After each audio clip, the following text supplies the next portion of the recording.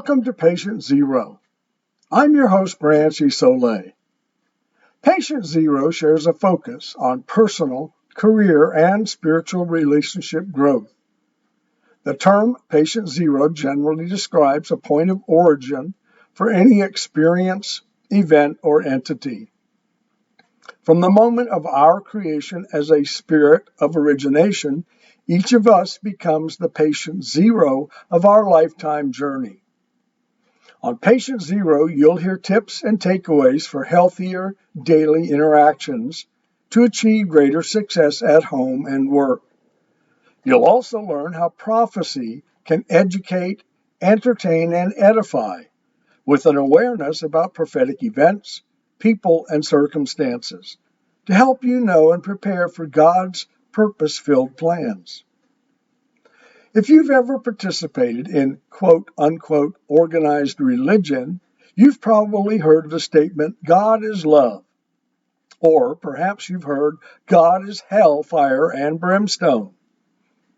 Many come to think of God as either all love or all punishment. Neither is correct. God is like a loving parent who has unconditional love for all he has created, including each of us. As such, he responds like a loving parent, capable of forgiveness and capable of discipline. He responds to all who have recognized and call upon him and this parental love. And like every loving parent, he desires and expects his children to learn and grow through character-building experiences, what we call life, that we might become more truthful, accepting, tolerant, and forgiving. Think of it this way. God is like a parent who goes to the park with his children. There's other parents and children in the park, and God cares what happens to them. But he loves and protects his children, his own, because each has chosen to be his. Now, he's concerned with everyone in the park, but his first and foremost interest and efforts are for his own children. Why? Because they recognize him, because they believe in him, and because they trust him. You see, the world gives each of us opportunities to write our own story. And in doing so, we are all like little Pinocchios, off to see the world. A world that encourages each of us at every age, at every stage, at every opportunity to abandon our search for truth and love at the park, and instead embrace the glitter, glitz, and glamour of the world through experiences filled with material possessions and carnal desires. That's our human nature. And as each life becomes a collection of dichotomous moments of overlapping choices and decisions, with each potential life-changing consequence, we learn and grow about the world's ways and our place in the world. But here's a universal truth. God doesn't need us for him to exist, and he doesn't need us to believe he exists for him to actually be. Why? Throughout the universe, God is omnipresent, omnipotent, and omniscient, meaning through his Spirit, he is everywhere, he is all-powerful, and he is all-knowing. And because he is God, he doesn't need us. He does, however, need us in order to be recognized as God. You see, life's corollary for each of us is in experiencing opportunities to know of God and then to know him better, more fully, because only life gives the possibility of knowing God. You're probably familiar with the current war of words proliferating audio and visual airwaves between opposing forces on every imaginable issue. And each of these discussions may or may not affect us as individuals. But as you've probably realized, this constant Back and forth banter, although entertaining, in reality, most quote unquote news is just a daily rehash of unsolvable, reoccurring problems and issues, vocalized by talking heads, different groups, associations, or opposing sides. Is there truly any new information you can use to your benefit or in your family's best interest? You see, there's nothing most of us can do to diminish issues like the Ukraine-Russia engagement, the Israeli-Hamas conflagration, climate change, economic meltdowns, or ethnic hatred. However, even if you can't affect the world in a positive way, you can prepare to influence and affect your world. Since humanity's beginning, every life has been and is about relationships. So the question is not, do people want better relationships? Of course they do. The question is, are people willing to change how they respond to have, build, or keep better relationships? Sadly, for many, the answer is no. Why? Growth, both personal and societal, only comes from change. And change threatens old pattern responses. But what's an old pattern response? It's the response or comeback we often use without thinking. When our partner, spouse, significant other, perhaps a teen or a coworker says or does something that sets us off. Now, you know what I mean.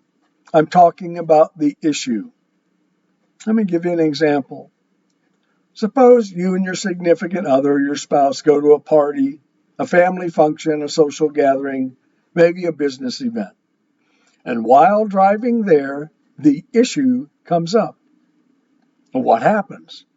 By the time you arrive, one, or perhaps both, are frustrated, angry, mad. And what happens at the party? Perhaps one, or again both, overindulge, say something offensive, do something embarrassing. The question is why? To prove a point? To get back at your partner? To be in control? This kind of behavior is not part of a loving relationship. And whether in private or public, our responses often reflect our relationship health, both to us and to the outside world. Even worse, many justify the responses with statements like, "I've always been this way." Really? That's how you acted when you first met? That's how you responded when you were dating? That's how you behaved when you were courting? I don't think so. You see, the easiest behavior to learn and practice is a new response. Why? Because no matter the situation, before we respond, before we react, before we ever say a word, we must have first had that thought in mind, that specific response. You see, we mentally register our response literally at the speed of thought, before we vocalize it, before we act on it. We always have the thought first of how we will act or respond. We never respond by not first having had that thought, those words, those actions. So the next time your issue comes up, before you say anything, before you respond, stop. Mentally pause and say to yourself, "Don't demean." Or tell yourself, "Respond respectfully." Then answer with a new response. Now, you may be asking, "Branch, what should I say? What should my new response be?" The answer is whatever your heart desires, as long as it's not negative. You know, when I started to learn this process, I had no idea what my new response would be. Then I remembered a Seinfeld episode. Perhaps you saw this one. George and Elaine go to dinner with Elaine's friend and her husband. And during the dinner, Elaine's friend sneezes. There's a pregnant pause, and George then says, "God bless you." And out of this comes the setup for the entire episode. And by the end of the episode, Jerry and Elaine, every time they find themselves in an awkward position and they're at a loss for words, they say to themselves, "You are so good looking." So when I started to learn this new process, every time before responding, I would mentally say to myself, "You are so good looking." And it would give me that moment's pause that I needed to formulate a respectful response. So, before you say anything, before you respond, stop. Take a moment, think of a respectful response, then answer. Thanks for joining me today. On Patient Zero, we share key takeaways for growth-filled living. If you know someone who could benefit from today's episode, please share it with them. If today's show has been interesting for you, please give us a rating and review. And to know more about my work, I invite you to visit and subscribe to my website, branchisole.com, my Substack page, branchisole.substack.com, and my YouTube channel, Branch Isole. As subscribers to the Substack page, you also receive a thought for today every morning, 2 Spiritual Christianity prophecy alerts every week, and an open mic poem short story every Saturday, as well as access to archived Patient Zero episodes and informative series and articles. At the website, you'll find my books, ebooks, and gift merchandise. Join me next Wednesday, 8:30 p.m. Eastern Time, right here at branchisole.substack.com. Until then, keep growing and be in the world, not of the world.